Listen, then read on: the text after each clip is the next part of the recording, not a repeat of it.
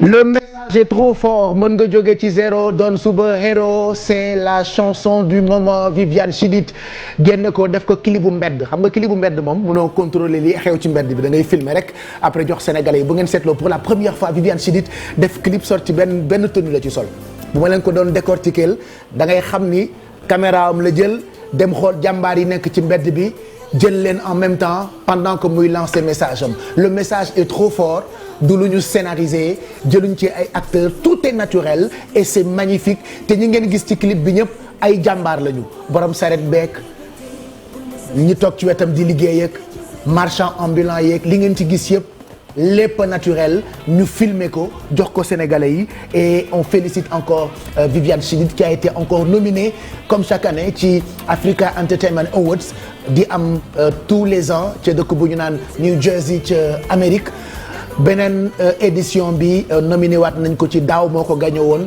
ren itam ñu nominé waat ko mu fas yéene dem fi nga xamante ni mooy États-Unis puisque samedi prochain ci le spectacle wala événement boobu di am dinaa leen woon peut-être balaa ñuy tàggatoo affiche u nomination bi ak naka ngeen mën a def pour voter ko parce que Viviane elle reste une icône ba noppi itam elle représente li nga xamante ni mooy drapeau bu Sénégal un peu partout à travers le monde. ñu tàmbali nag waxtaan beeg suñuy invité tout en vous rappelant que mën ngeen continuer di woote c'est vrai que sànq ba tey jëlaguma leen ci numéro téléphone yi mais ku dugg dinañu la jox sa wàll ci enveloppe yi nga xam ne Teranga Sénégal moo leen ko jagleel chaque année ci télévision Futur Média 88 628 65 65 88 628 22 22 ainsi de suite parce que miin ngeen suñu ay numéro de téléphone ku dugg ma tegal la carte Sénégal bi nga tànn région bu la neex et puis ñu yónnee leen liñ leen may ci kalpe yi ngeen yor seen téléphone portable avec beaucoup de plaisir dañuy recevoir Khadija Diakhaté Khadija bokk na ci sénégalais yi nga xamante ni fu ne yóbbu nañu fa drapeau bu Sénégal bërki démb rek la ànd ak Youssou Ndour demoon fi nga xamee ni mooy France doon fa amal spectacle bii di ëttu Birima jot nañ ko waxtaanee samedi bii passé sànq maa ngi koy wax on a battu le record d'audience waaye nag la ñu fa tegoon ci contenu ci émission bu bees boobule ñu tuddee Tawfekh ñoom ñii ñoo ko liggéey. Elle n'est pas là pour parler de ce projet ëttu Birima mais elle est plutôt là pour nous parler d'un grand événement qui se prépare fii ci Sénégal di daanaka soirée sororité alors on vous montrera l'affiche waaye contenu bi ak concept bi ak projet wu soirée boobule elle va nous en parler détail par détail d'abord Khadija ñu ngi lay nuyu kontaan nañu ci teewaay bi ça c'est ma petite maman nag ah voilà sama yaayu bopp la nee naa ko yow xale nga bu jur paa mais sama doom bu ma magee ay 2 ans bu la magee ay 10 ans.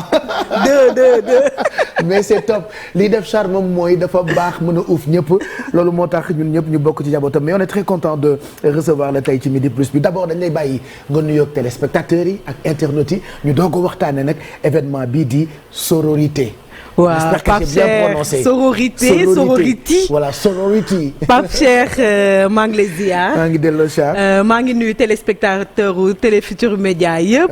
ak internautes yi ñuy seetaan kontaan naa trop pour ñëw fii moom saa yi ma fi ñëwee damay kontaan. c'est ta maison c'est ta maison. waaw sama kër la donc je suis très contente. vraiment bi tabax bi di doog a pare. nga fi nekk ba tey télévision Futurs Médias nekk première télé fii ci Sénégal defe naa toujours boo gisee fi TFM toll yow da nga ci am fierté. wallaay mais d'abord pourquoi cette initiative de soirée sororité parle-nous raconte-nous l'histoire de cet événement avant ñu koy illustrer ba ñu tegal téléspectateurs yi ay éléments yu ñu mën a comprendre. alors l'histoire c'est parti du fait que ni man dama yàgg di def ay événements mais mes événements tournaient toujours autour de mon métier c'est-à-dire la beauté.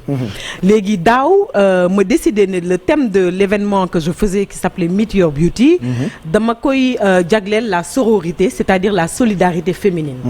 parce que dama seetlu ne ñun suñuy maam suñuy yaay. la solidarité féminine moo doon vraiment socle société sénégalaise.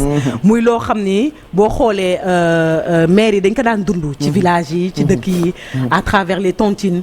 tuur yi ni ñu daan jàppalante ni ñu daan lebalantee xaalis ni ñu daan ñaaxante ni ñu daan vraiment il y avait une solidarité et que de plus en plus ñun suñu génération hélas ça commence vraiment à se perdre boo xoolee léegi da ngay dégg tout le temps benn expression femme yàq femme tout le temps da ngay gis la société joue beaucoup sur la rivalité entre les femmes quelque part et je trouve ça vraiment dommage alors que loolu bokkul ci suñu histoire non bokkul ci suñu ADN waxante lu baax jàppalante man je me rappelle bi ñuy nekk xale sa yaay ak soxla bu mënti am. sañ na la yónni ci beneen. maire. exactement pour mu jàppale ko. demal mu lebal la. demal mu lebal ci sutura demal mu jox ma saabu. demal mu jox ma ceeb. et puis dañ daan waxante lu baax. exactement maanaam di ku ci nekk di nga defal sa morom témoignage bu mbaax goo xamante ni. ku gis femme da koy respecter grâce à une autre femme. exactement donc c'est ce concept là moom nga indiwaat. moom laa indiwaat. Parce que ni ma ko indeewaat je l'ai ramené de manière moderne. Parce que déjà pour inspirer la nouvelle génération. Leur montrer des profils de femmes, d'où la cérémonie des awards. Des awards, oui. Sànq dama ne awards. mu ne ma da nga am accent français c'est awards. Prononcer ko à la française si tu veux. Awards. Voilà, donc il y a les awards de la sororité. Où on va primer 6 femmes qui mènent dans leur vie quotidienne des actions en faveur d'autres femmes. yoo xam ne c'est des femmes de l'ombre yoo xam ne ñu bëri xamuñu lan mais ñu ngi bàyyi seen voilà ñu ngi relever seen ay défis par rapport vraiment à l'autonomisation de la femme et etc. Il y aura aussi une vente aux enchères parce que ren thème bi chaque année damay choisir benn thème boo xam ne benn disons sujet bu may défendre. L'année dernière j'avais pris la lutte contre le cancer lors de la campagne Octobre Rose me lever ay fonds pour l'ISCA. Ren j'ai décidé de parler de la précarité menstruelle. Voilà, la précarité menstruelle c'est le fait que des femmes et des jeunes filles n'aient pas les moyens de s'acheter des serviettes hygiéniques quand elles ont leurs règles. Parce que wala qu'elles n'aient pas accès à l'eau. bu ma ko waxee ci wolof bëri na ay jigéen ñu fi nekk bu ñu gisee mbaax du ñu am sax. serviette hygiénique wala ndox duñu sax am ndox il paraît. yenn saa yi duñu sax am ndox et du coup ça les confronte. te loolu am na ci dëkk bi ba tey. waaw non seulement am na ci dëkk bi mais li gën a grave mooy c'est la première cause de déscolarisation des jeunes filles au Sénégal. c'est-à-dire maanaam tey Sénégal taux de scolarité wu jeunes filles yi bu wàccee c'est-à-dire li gën a tax. xale yu jigéen ñi di bàyyi jàng école mooy c'est parce que amuñu moyen wu jënd serviette hygiénique wala bu ñu demee école bi amul toilette amul ndox wala bu amee toilette yi c'est pas des toilettes propres ay toilettes yu ñuy bokk ak ay góor la wala yuy salté wala yooyu c'est ce qu'on appelle loolu nañuy wooye la précarité menstruelle te tey en 2024 Pape Cheikh bu ma la waxee ni loolu mooy première cause bi tax jigéen di bàyyi jàng. c'est grave. te on parle d'autonomisation de la femme. On parle d'éducation des jeunes filles. Je me suis dit mais man je ne peux pas mënuma traiter beneen sujet budul bi. parce que lii c'est la base. doguma la c'est-à-dire on parle de tout. Oui. Et jamais de choses yu amee solo nii. man dégguma kenn porter combat wu. jigéen yi gis mbaax duñu am serviette hygiénique duñu am sax ndox. xam nga am na ñu koy porter mais kenn man gisaguma ko bokk wala kenn du leen xam peut-être. tey par exemple bu ndox amee Ndakaaru da ngay foog ni ñëpp am ndox. exactement fekk am na moyen wala possibilité yoo xamante ni nit ñi am nañ ñu ko am. te am nañu ko amul. exactement moyens yi ñenn ñi am nag dañuy fokk ni ñëpp ko am parce que lii moo war a nekk base pour jàppale jigéen. exactement jigéen bu bàyyi jàng ndax amul moyen pour toppatoo boppam ci gis mbaaxam. loolu defe naa dafa grave. am na man je volet éducation bi laa jël mais am na sax ay femmes yoo xam ne du ñu mën a dem liggéeyi. non ndax loolu mais man je préfère aller vraiment à la source. am na nag ay jigéen yu jàmbaare yu ci nekk. mais c'est tout le temps des organismes des organisations. je vais citer l'association Yewwi. te ñoom dañuy soxla ku leen Yaay Hélène de Kitamba. ñoo xam ne dañuy soxla ñu leen dimbali. man je viens en appui. pour vraiment vulgariser le sujet parce que sujet bii nii jigéenu Sénégal rek ñoo ko mën a porter. parce que problème mu jigéen la. ah oui problème mu jigéen la donc ñun kese ñoo ko mën a porter. vraiment jàppale jigéen ñi lii jóge fi. ñu jàll ci leneen parce que on a quand même beaucoup de défis à relever. l'éducation des jeunes filles. loolu yëpp war nañ ko relever. les violences faites aux femmes yooyu yëpp war nañ ko relever. mais lii c'est la base. voilà alors ce qui veut dire que képp koo xamante ni ñëw nga jàpp ci événement bi xamal ni dimbali nga sax benn jigéen. exactement pour mu àggali jàngam. pour mu am moyen wu jënd serviette hygiénique mën a poursuivre son parcours parce que nos femmes regardez Khady Niang ak d'autres femmes que ñu nekk fii wala ñu nekk bitim réew jigéen ñi léegi ay jàmbaar lañu bi ñu daan wax ñaari loxoy takk tubéy ñaari loxoy takk sër on se rend compte que maintenant jigéen ñi kenn xaaratul dara. C'est-à-dire vous faites maintenant comme les hommes les événements sont organisés par les femmes les messages importants plutôt sont lancés par vous. C'est-à-dire vous ne dormez jamais yaa ngi ci spectacle yi yaa ngi ci projet yu góor yi yaa ngi ci plus ay propre yaa ngi ci sa école. yaa ngi ci sa bërëbu liggéeyukaay. yaa ngi entreprendre mais fàttewuloo yeneen jigéen ñi donc jigéen par la force dañ ko war a jàppale. exactement mënuma fàtte yeneen jigéen ñi parce que jigéen laa. ba pare xam nga ku nekk en fait da ngay évoluer. effectivement j'ai eu une belle carrière. maintenant je suis beaucoup plus dans la formation je suis dans la transmission. mais je suis aussi dans l'impact. parce que tey le sens de notre vie doit être l'impact. munoo di liggéey rek di am xaalis di defal sa bopp. te boo dee ñu suul la ñëpp fàttali la. mais le plus important pour man avoir de l'impact c'est vraiment une manière de se rendre éternel. ba pare bon aussi dañ ciy jaamu yàlla. c'est très important pour nous vraiment jeunes filles surtout les jeunes filles du Sénégal.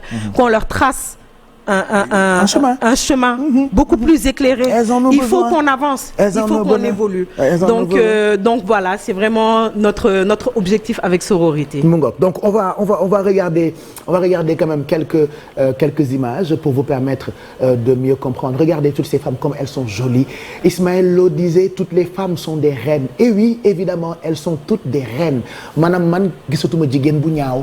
gisatuma jigéen bu mel neneen lu dul taaru jigéen ñi koo ci defar yow mi yàgg yëngu ci wàllu maquillage. des fois nit dalay romb nga ni waa kon nii kii nii la mel mais bu ñu ko toppatoowee. ba jox ko moyens yu mu soxla. une femme épanouie dara dàqul loolu. et surtout tu as dit quelque chose d'important c'est l'épanouissement. Parce que une femme peut être bien maquillée et ne pas être épanouie. Il faut qu'on aide les femmes sénégalaises à s'épanouir.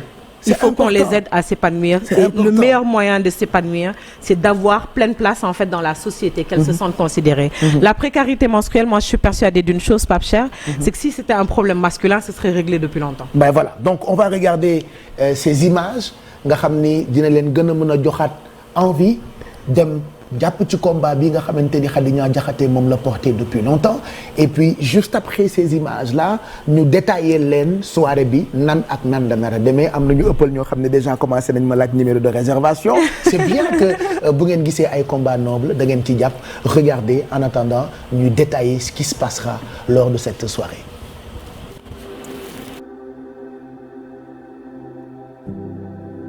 Dans l'étoffe de la solidarité féminine, un voile invisible brille et illumine. Il unit nos cœurs, nos destins, nos vies en une force puissante, infinie. Ce voile qui nous lie, tissé de tendresse, nous protège, nous soutient, nous caresse.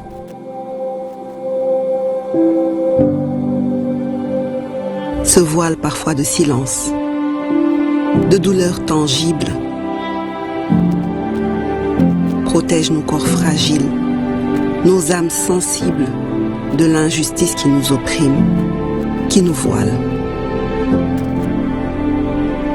Que ce voile de la sororité soit le symbole de notre union sacrée, soit notre étendard, notre fierté.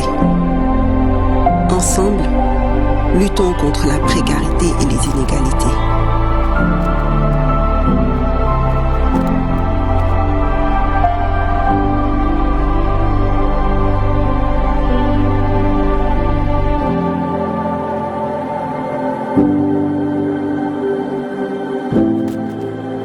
Ce sera donc pour le 9 novembre soirée boo xamante ni dañ ci dem ak cause bu noble.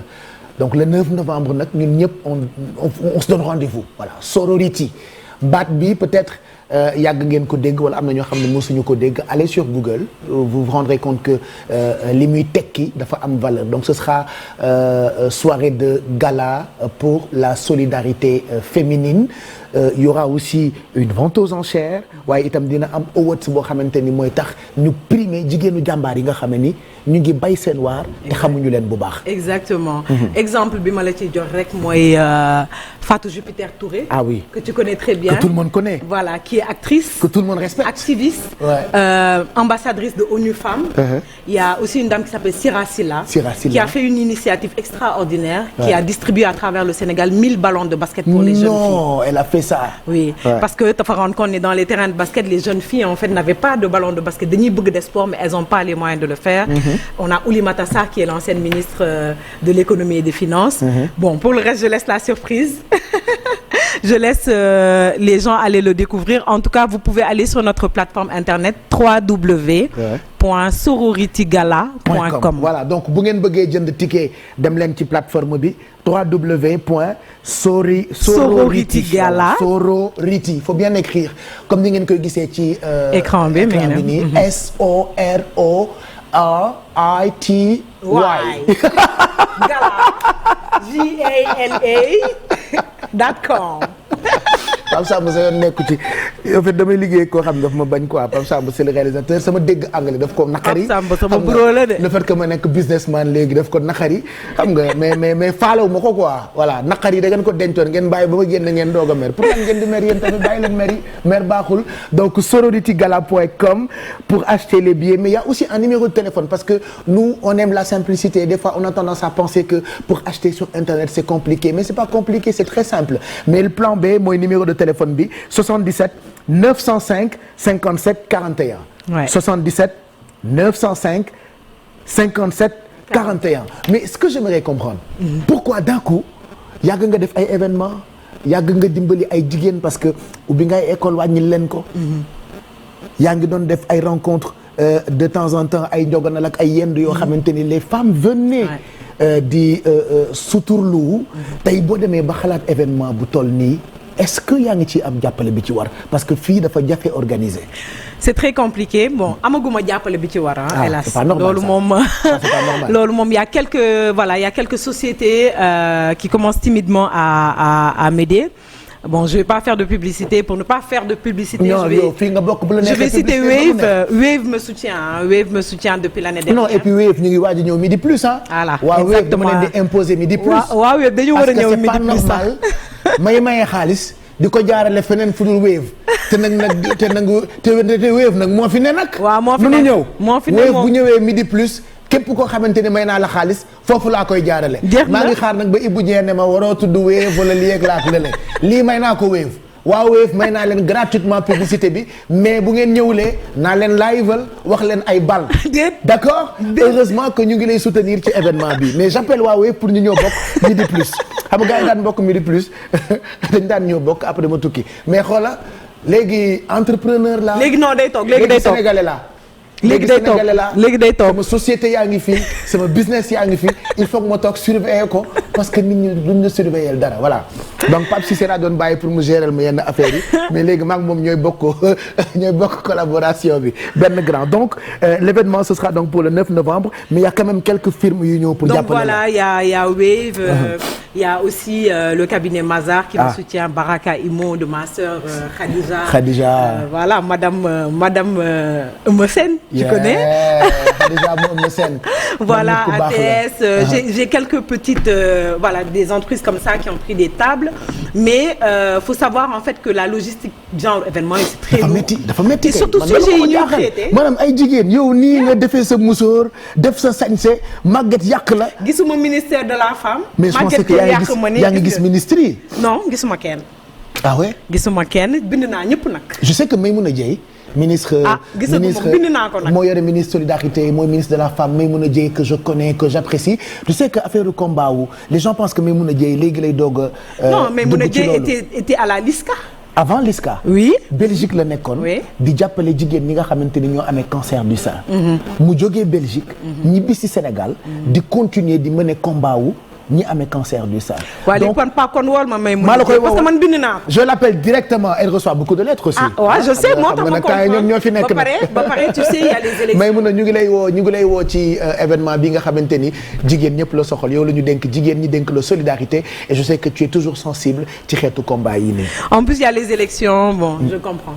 C'est normal. En tout cas, moi j'avance. C'est normal. Et je suis sûre que Inch'Allah, on va avoir de l'impact et tôt ou tard ku bëgg lu baax dañ ñu fekk ah oui ah oui alors en termes d'artistes c'est vrai que dina am ay awards dina am défilé dina am itam vente aux enchères qu'est-ce qui est prévu d'autre lors de cette soirée je sais que bëgguloo wax lépp da nga alors bon déjà am na loo xam ne moom ñëpp xam nañ ko ci samay événement mooy y aura un live de Daara J loolu moom ñëpp xam nañ ko Daara J family Fada Freddy qui a été honoré en France rappelez-vous aujourd'hui ay spectacle Fada Freddy boo bëggee place bu dee tëgg 2025 2024 ngay réserver ce ticket donc imaginez Fada Freddy jógee France ñëw ànd ak Ndongo nominé aux victoires de la musique nominé aux victoires de la musique c'est-à-dire Fada Freddy international la quoi Ndongo international la et puis di revivre Daara J il fallait le faire quoi exactement bah tu sais man de toute façon depuis le début que je fais des événements les Daara J m'ont toujours accompagné d'ailleurs je dis toujours pour la petite anecdote man Ndongo moo ma poussé ma def dîner de gala moi je faisais des après-midi Ndongo ne ma lii dafa doy waar lii foog nga def ko dîner daal waaw mun ma lii foog nga def ko dîner nga yóbbu ko beneen level et tout donc c'est des grands frères qui m'aident depuis le début et d'ailleurs beaucoup de gens me disent mais sororité pourquoi tu prends pas de femme je dis bon je suis fidèle au Daara J bëgg naa nag am Viviane nag déwén moom bëgg naa am Viviane c'est quand tu veux Viviane moom bëgg naa ko am déwén tu sais vous savez Viviane c'est quand vous voulez ah non mais Viviane c'est quand vous voulez Viviane moom mooy sa maman c'est elle c'est mon tout ñu ngi ko nominé waat États-Unis inchallah week-end prochain samedi dafay dellu États-Unis xam ngeen daaw daanaka jël na ñaari trophée entre dëkk yu bëri mais ren dafay delluwaat Amérique inchallah vendredi lay dem samedi ci la ñu amal awards si à New Jersey donc elle sera de la partie avec des artistes comme Aya Nakamura ak d'autres grands artistes la nar a bokkal scène bi samedi prochain donc Viviane Chidid on la félicite donc samedi 9 novembre Sorority Gala il fallait faire gala bile il faut que ngeen dugg itam ci plateforme bi di www.sororitygala.com pour ngeen jënd ay tickets mën ngeen jënd ay table ci 77 905 57 41 lan moo tax sénégalais yi war a jàpp ci événement bi lan moo tax ñu war a jàpp ci ce combat. alors li tax ñu war ci jàpp c'est parce que l'événement aura un impact direct. man wër-wëral uma déjà. léegi dégg nga wolof wër-wëraluma attention. lébu yi yàq nañ la. attention. lébu yi yàq nañ la dégg nga léegi bu baax. donc man les bénéfices de la soirée vont aller directement vers les bénéficiaires ñi ko war a am. Il y aura pas d'intermédiaire. Avec les associations yi may liggéeyal on va identifier des écoles dans le monde rural dans les banlieues de Dakar yoo xam ne dañu am problème boobu d'ailleurs bu ci amee ñu am problème boobu je lance même un appel ils peuvent nous contacter pour ñu xool en fait on va sélectionner des écoles yoo xam ne on va aller faire des campagnes de sensibilisation, de distribution de serviettes hygiéniques. On va essayer, si on a beaucoup d'argent, de construire des toilettes pour les jeunes filles. L'idéal, c'est vraiment de lancer quelque chose. te képp ku ci mën a jàpp muy état muy privé même ñu def yeneen événement pour la précarité menstruelle. Je vais te donner un exemple. Au Rwanda, ils ont ce qu'on appelle la chambre de la jeune fille. Chambre de la jeune fille. Ils sont complètement en avance par rapport à nous. Dans chaque école, il y a une chambre avec toilette, douche, uniforme de rechange, serviette hygiénique avec des cachets. Quand tu as tes règles dans chaque école, quand tu as tes règles et que tu te sens pas bien, tu vas là-bas, nga tëdd ci sutura sangu, changer ce uniforme et tu retournes à l'école. Parce que eux ils ont compris que ce problème-là devait être réglé pour que les jeunes filles, c'est-à-dire l'avenir de ce pays-là, puissent avoir accès correctement à l'éducation. Des fois tu as mal, des fois tu te dis jigéen dafa sonn man waxuma wasi nag boot ak nàmpal rek mais gis règle rek dafa metti. Même les femmes ou les jeunes filles qui ont les moyens de se procurer des serviettes hygiéniques dañuy gis xale bu jigéen bu ci yeewu du jàngi parce que am na métit biir yu metti am na ñoo xam ne feebar la leen di def am na ci xale yoo xamante ni dañuy am dañu koy gis de façon précoce. Exactement. Maanaam ay xale la ñuy nekk. Non mais en plus sans compter autre chose. da nga leen di yërëm jigéen daal. Vraiment jigéen dafa sonn. Sans compter autre chose, Pape Cheikh, tu sais la précarité menstruelle est un fléau mondial. Voilà. C'est que nous c'est la première cause de déscolarisation chez nous. Donc c'est pire. Mais Europe ñoom dañuy kaas parce que est-ce que c'est normal que serviette hygiénique di jar li muy jar. Wallahi. Alors que nous c'est un phénomène normal. Il y a un humoriste qui disait mais est-ce que vous vous rendez compte que les règles sont responsables de 100% de la vie sur Terre. C'est vrai, c'est vrai. Et pourtant ñun les femmes on le subit. C'est vrai, c'est vrai, c'est vrai. Par exemple, les préservatifs sont gratuits à cause du VIH/SIDA. Pourtant, l'acte sexuel reste délibéré. Nous, les règles, c'est pas délibéré, mais les serviettes hygiéniques sont très coûteuses. Oh mais quand même ah bah bouf dis donc waaye làkk tubaab a neex waaye li ci làkk dégguma ci dara mais bouf dis donc rek laa ci mën a wax. dégg nga léegi yaa ma gën a mais c'est dégg top comment tu as expliqué ni ko enchaîné mais bouf dis donc. yaa ma gën a dégg tubaab tu sais c'est un sujet qui me passionne. Ça te tient. Ça me passionne. Ça se voit en fait te da ngay yërëm jigéen ñi encore une fois da ngay am collègue mu war a ñëw liggéey si yeewu. feebar. billaay biiram metti. billaay. yeewu am na ci dëkk yoo xamante ni da ngay gis ay daggitu pièces yi ñu dese. la ñuy fóot. jëfandikoo et ça c'est très grave. Et c'est très grave. Ouais loolu ça c'est porteur d'infection de germes. jigéen dafa ah non il faut soutenir les femmes quand même. man en tout cas je demande à tous les Sénégalais yéen ñii seetaan peut-être impact bi ma am man itam ngeen profito jàpp ci combat bi parce que bu ngeen demee ci soirée bi bu ngeen jëndee table wala bu ngeen ci dugalee seen 1000 francs xam leen ni jàppale ngeen ay jigéen. pour ñu am moyen wu am serviette hygiénique parce que au fin fond du Sénégal wala fii sax à Dakar ah tu pars dans certains quartiers tu trouves là-bas des femmes yoo xamante ni amuñu sax lu ñu jëndee lu ñu lekk bay jëndee serviette hygiénique te saako balaa taxaw fees dégg naa yenn saa yi da ngay gis jigéen bu am ñaar téeméer war a dem jënd serviette hygiénique mais du ko jënd day préférer jox njabootam wala dund ci ak waa këram jël morceau jëfandikoo ko comme serviette hygiénique. Effectivement te loolu mën na indi ay infections. ak moom ci li xew j'allais dire li xew biir internet ci Wareef 14h37 mooy doog a jot je rappelle pour ceux qui me demandent les lunettes c'était en mode édition limitée sold out dans quelques heures donc les quelques petites lunettes quand même qui des on va livrer ça aux gens qui ont commandé qui des ça aussi c'est mon langage nomade voilà et regardez en même temps avant ñu continuer pour waxtaanee événement bii ñuy préparer le 9 novembre ak équipe yu Khadija Diakhaté regardez ce qui s'est passé il y a une semaine fële nga xamante ni mooy Victoria Club lors du lancement de ma nouvelle marque de luxe. Nomad Blue.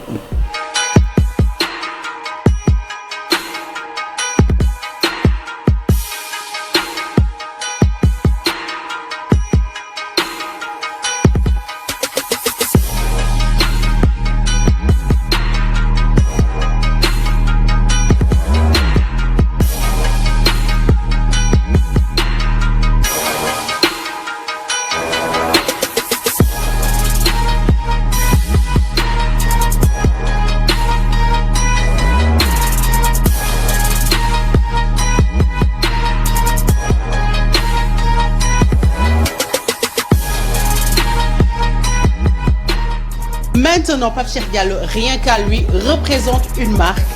Et sa marque, aujourd'hui, c'est ce dont on parle. Décidé naa lancer lii di Nomad Blue parce que projet de bu existe depuis très longtemps yàlla boole ma ak suma benn jigéen bu tudd Dior Lo di ko xamante ni dañu ko xam États-Unis ci wàllu mode xam ko ci wàllu maquillage ma waxtaan ci ak moom mu ànd ak man ci projet bi nga xamante ni mooy projet Nomade. On avait prévu de faire ça à travers un très grand lancement d'ici ak le 5 décembre dans une très grande place où on invitera tout le monde mais pour ce soir je me suis dit damay inviter samay mbokk. Pape dafa am lu am solo lu ma laaj ne ma loo yëg bi nga ko takkee mais dama bërëngu dama daanu. J'ai aussi d'autres amis qui viennent de la France maa ngi gis Fati elle gère une agence événementielle où elle travaille vraiment avec beaucoup d'artistes mais beaucoup de gens qui sont dans la mode.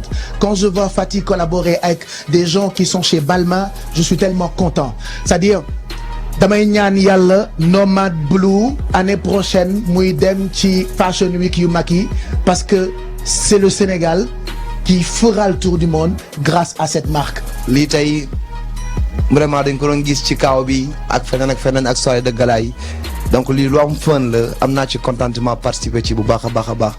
non seulement on a des confrères yu nekk yeneen dëkk Nigéria ainsi de suite te pourtant bokkuñu sax langue bi ñuy jëfandikoo ne teewul dañuy am comme référence Pape Cheikh. kon tey Pape Cheikh je suis fier de toi je suis fier de ce que tu accomplis je suis fier de li nga xam ne moom ngay représenter et yow nitu àjjana nga yaa ngi procurer du plaisir alors que du sourire alors que des fois tu n'es même pas bien. fierté ak mbégte laa jëlee parole ci kanamu koo xamee tey mën naa ni Sénégal bu nu nee Padros c'est grâce ak Pape Cheikh Diallo. pa bu àddina la nee naa la yow li ngay am lii moo ci gën a tuuti ndax yow dangaa wàccoo ak ñëpp wàccoo nga ak artistes yi wàccoo nga ak animateurs yi wàccoo nga ak képp ku nekk ci biir këram di seetaan mbaa nga bëgg a xam li xew ci àddina wàccoo nga ak moom Pape ku ko gis ay bëñam ngay njëkk a gis. Pape Cheikh comme ni ñuy wax rek Pape Cheikh ñëpp la moo tax tey ñëpp teew fi man je me rappelle bien en 2012 bi may génne sama album Saraba bu ko nit ñi xamee c'est grâce à Pape Cheikh. mais l'homme n'est que le reflet de son milieu d'éducation nit ki nuñ ko yaree ca këram rek fu mu mënti dem loolu lay wone donc li ngeen wax ci Pape Cheikh lépp ci lu baax c'est juste que papaam ak yaayam ñooy def ci moom benn yar ak benn teggin ak benn caractère boo xamante ni comme on a un papa policier moo forgé ci moom loolu donc dañuy def lu dul ñaanal ko rek ñaanal ko yàlla lafal ko cat ñaanal ko yàlla projet bii mu sumb yàlla may ko ci ndam lu weesu njortam. Pape Cheikh on peut pas ne pas l'aimer parce que c'est une personne spéciale nitu nit ñi la il a de l'empathie il aide vraiment il aide les gens bëgg na ñëpp il y a sa famille bàyyiwul kenn sincèrement c'est une personne entière. Il va falloir l'encourager, le motiver. J'ai un sac Matidi, c'est parce que j'ai des croyances de Made in Sénégal. Et quand j'ai entendu autre chose de Nomad Blue de Pape Cheikh, vraiment ça m'a fait plaisir. Ça veut dire que la jeunesse sénégalaise est en train vraiment de promouvoir la souveraineté nationale à travers la culture. Pape Cheikh lii ndorteel la rek ñuy ñaan yàlla nga àggaleeg sa sago inspiré nga beaucoup de jeunes loolu la jamono laaj jamono bu ñu nekkee di wax ci leneen jubalal dëggalal baaxalal muy suñu kaañu ñëpp fii lii c'est-à-dire que chaque rencontre daf ñuy jàngal daf ñuy édifier dafay leeral suñu suba ku fi nekkoon tey amoo bëgg-bëgg Pape Cheikh mi dina la jox bëgg-bëgg le beau jeune homme l'a dit nee na dama la toppandoo moo tax lu nit di foowee yàlla nay dëgg ci yow ndax la ngay foowee ci ngay tàbbi ji ku wax lépp nit ki daa ko catu law la cat petit frère moi je t'aime et tu le sais je t'adore ragal féete day xañee wërsëg ñi fi tase yëpp yàlla nañ fi yàgg tase ci yu baax ci yu yéeg bañ a def coow te liggéey loolu la jamono laaj foo ma yëkkati ma jug. En plus de vente aux enchères bi ñu bëgg a def damay lancer sama première collection de lunettes de luxe mooy yi ma takk nii muy Nomad Blue ma bëgg ngeen tàcc bu baax sama père.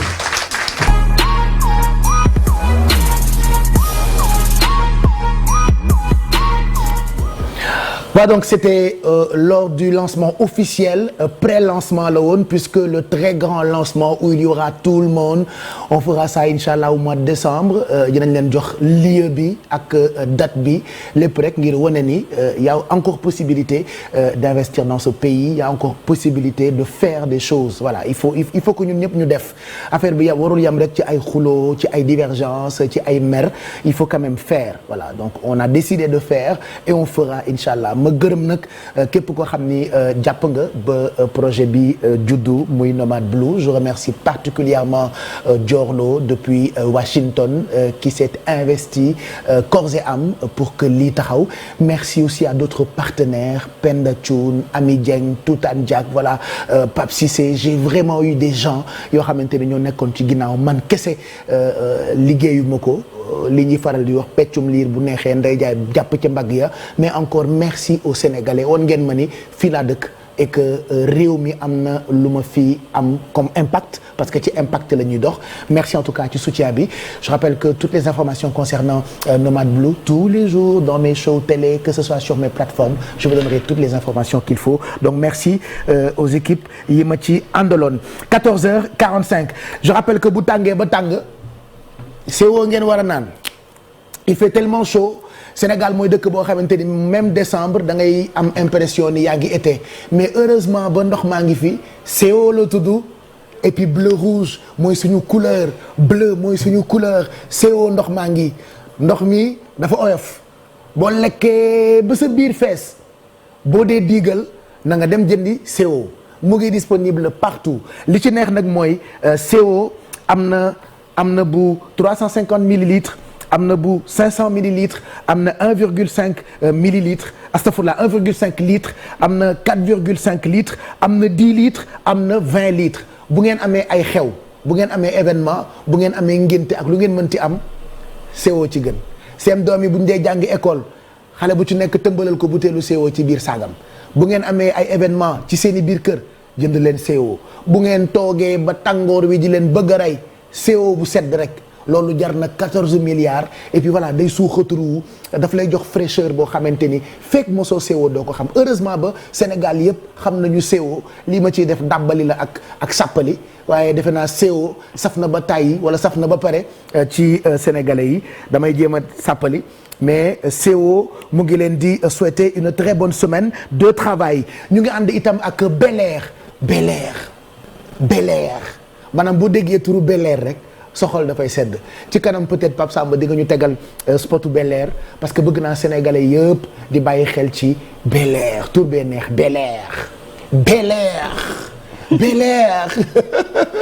on en parle et puis bu leen fàtte ñu ngi jëm nag ci événement bu mag bi incha allah le 9 novembre di guddi goo xamante ni Sorority Gala la ñu ko tuddee lii tax a jóg événement bi mooy dimbali surtout jigéen ñi nga xamante ni ñoo nekk ci li tubaab tuddee précarité la sororité contre la précarité menstruelle defe naa dafa war a nekk combat wu ñëpp donc le 9 ñun ñëpp nañu joxante rendez-vous teeru bi li ma ci insister nag mooy teel a ñëw parce que ñi ko organiser waxuma ay tubaab mais ay xoola ay reboo lañu Khadija moom 15h boo waree gisee ak moom boo ñëwul 15h elle démarre donc 19h soyez là-bas avant 19h nag ngeen ñëw parce que dina am mise en place vers les coups de 18h30 mais 19h pile l'événement commence ñu mën a def vente aux enchères mën a def déroulé bi daara ji famille mën a tëgg bu ko defee jigéen ñi nga xamante ne ñoo am problème pour bu ñu gisee mbaax am sax serviette hygiénique balaa semaine bi ci topp ñu dem yóbbul leen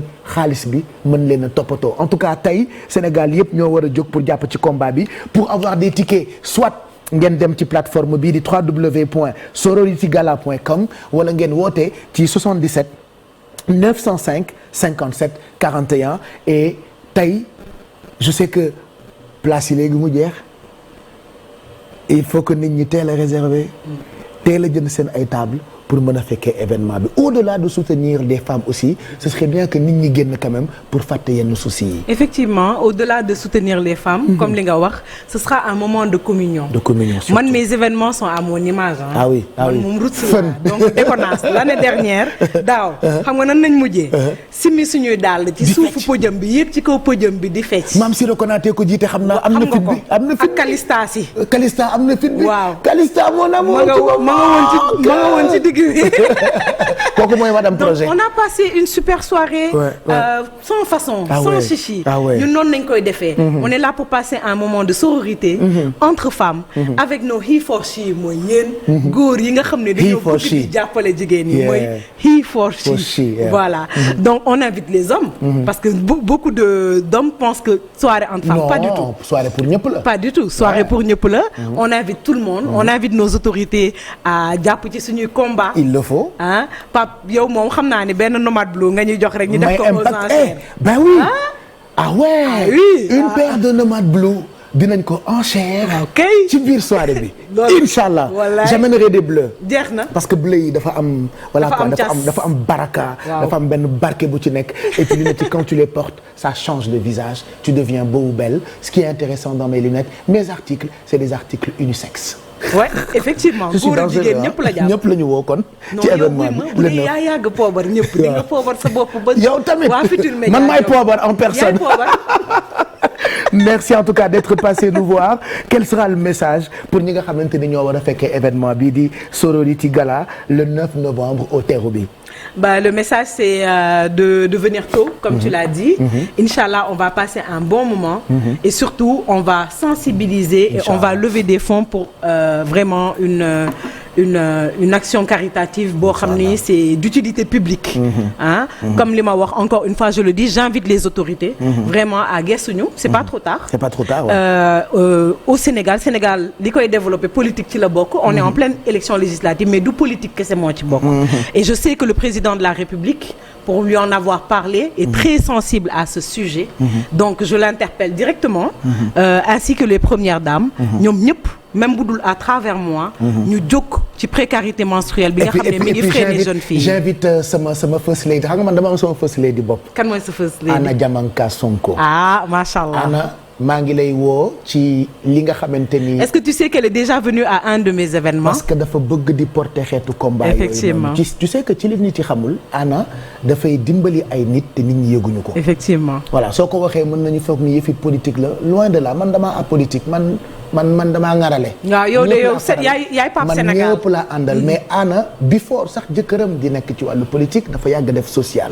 et je l'appelle personnellement man mooy sama first lady Anna Diamanka Sonko pour mu ñëw jàpp ci combat bi nga xamante ni c'est pour acheter ay serviettes hygiéniques jox ko ay jigéen te loolu yàgg na nekk sa combat donc moi je l'appelle personnellement et je sais que elle répondra à cet appel inchallah. Merci en tout cas d'être passé donc www.sororitygala wala 77 905 57 41 et je vais comme les journalistes quel sera le mot de la fin. bah je te remercie. man moom fii sama kër la comme je l'ai dit yow sama doomu bopp nga. xam nga li TFM rek laa ko sañee. wallaahi sañu ma ko feneen. wallaahi pendant une heure de temps ma wax lu ma saf. c'est teg samay affiche teg samay vidéo ma wax ci samay sponsor. xanaa xamoo TFM ñun jaayatuñu dañuy maye. waaw da ngeen di maye moo tax sax damay woo waa Wave ñëw leen man yéen laa wóolu yéen a ma doy. xam nga mënoon naa woo ñeneen ñu dul Wave. non ñun Wave moo ñu doy. mais Wave laa woo. Wave moo ñu doy te dama leen may publicité bi parce que normalement man sama benn placement de produit rek ci émission bi ça coûte des millions. ça coûte des millions donc le fait de tudd Wave dans Midi Plus premier rendez-vous magazine infotainment bu Sénégal am gis naa sax léegi ku ci def émission da nga ci teg plus. comprendre nga lu ma def ñu toppandoo léegi dañ ci gis naa ko def émission mu amaale plus. waaye li ngeen mënul am mooy ku mel ni Pape Cheikh wala ku mel ni Modou Fall. donc du coup j'appelle tout le monde en tout cas pour cet événement nga xam ni képp ku fa ñëw rek di nga mën a dimbali jigéen ñi Khady Niang. merci beaucoup Pape Cheikh maa ngi lay gërëm maa ngi gërëm borom kër gi nga xam ne mooy suñu kilifa uufandoo ñu ñun ñëpp suñu papa ñun ñëpp. voilà maa ngi koy ziar bu baax a baax. j'ai eu le plaisir de partager l'émission Tawfekh la dernière fois ouais. et maa ngi nuyu sama famille TFM. ñëpp maa ngi nuyu ñëpp but ba but fii bu ma fi duggee damay kontaan parce que tout le monde me connaît ñëpp may sargal parce que fii nga bokk voilà et voilà les filles du maquillage aussi ah ñoom Fifi maa ngi leen di ziar sama sœur Mado maa ngi ziar ñëpp merci beaucoup merci en tout cas donc rendez-vous le 9 novembre ñu jeexal balaa Eva Tra ñëw di leen gunge ci li nga xamante ni moo di wareef di fàttaliwaat ni Viviane dañu ko nominé fële ca États-Unis ci 10e année ñuy amal African Entertainment Awards rappelez-vous daaw ñoo àndoon demoon jëli trophée bi fële nga xamante ni moo di New Jersey dañu fay delluwaat incha allah week-end bi on soutient et on souhaite bonne chance à Viviane Chidid ñoo ngi ko nominé ci catégorie Best Music Video di clip bi di xarit voilà nga gis ni clip bi daf ko def à la comme les Américains donc affiche baa ngi noonu Viviane Chidid donc nominé incha allah week-end bi moo ñu ko tàmmal dem jël trophée indi ñu jëli ko aéroport célébrer c'est Inch'Allah. Tout ce qu'on lui souhaite encore l'année dernière elle va tout déchirer. Elle a fait chavirer les cœurs ñi ko bëgg ak ñi ko bañ Sénégal yëpp àndandoo d'accord ni icône la donc bu ñu ko nominé waatee muy dem ci lu mel ni coupe du monde faaw ñëpp jàppale ko allez sur les réseaux vous verrez li nga xamee ni moo jëm ci nomination bi donc ce sera pour le 9 novembre Wally Seck on l'accompagne le 7 décembre mu ngi jëm ci fi nga xamante ni mooy Adidas Arena Wally Seck mooy premier sénégalais premier artiste africain bu fay tëgg parce que salle la boo xamante ni mu ngi nekk 18e foofu ca Paris di événement boo xamante ni Abba No Stress moo koy animé Nomad Blue sera partenaire aussi de cet événement Télévision Futurs Médias itam di accompagner Wally Seck ci événement bile bu leen ko fàttee na ngeen teel a def seen ay réservations il y a des tickets qui sont disponibles un peu partout dinañ leen jox ay numéros de téléphone et puis les adresses et les plateformes sont disponibles ci affiche bi par exemple affiche bi ngeen di gis mën ngeen ko scanner et puis ngeen am seen ticket mën a fekkee événement bi ce sera donc pour le 7 décembre ci fi nga xam ne ni mooy 18e ca Adidas Arena Wally Seck en live il y aura beaucoup de surprises Wally Seck viendra nous voir très prochainement avant muy dem ci Télévision Futurs Médias bu ko defee ñu yaatal waxtaan bi ak moom mu wax ñu lan lay préparel mélomanes yi lan lay préparel africains yi lan lay préparel sénégalais yi ci événement bu mag bi nga xamante ni samedi 17 décembre la koy amal ca Adidas Arena équipe yi nga xamante ni ñoo ko organisé ñoom Kissima dafa di koo xamante ni Youssou Ndour bu xewlee wala télévision bu xewlee foofu ca France daf ñuy toppatoo comme il faut donc Kissima ci lu mu nekk ñun ñu ngi ci waxatuma la ki nga jël pour mu tëgg ko muy Wally Ballago Seck Wally suñu yëf la ñun ñoo ko moom Wally bu ngeen gisee fan yii yëpp ni mu porté projet bii du Nomad Blue ngeen war a xam ni ñàkk ki ñaan dafa am solo te Wally Seck ñàkk ki ñaan ak mbaaxam wër na àddina loolu mooy force am donc nous on sera avec lui le samedi 7 décembre 2024 ci fi nga xamante ni mooy Adidas Arena il sera le premier artiste africain le premier artiste sénégalais buy tëgg ci salle bu exceptionnel boobu ce sera donc un événement spectacle son et lumière. Merci à toute l'équipe de production dirigée par Pape Samba Thiam gërëm équipe yi ma àndaloon ak waa service à valeur ajoutée benn grand ñu ngi lay gërëm bu baax bon appétit bonne semaine de travail et à demain 11h30.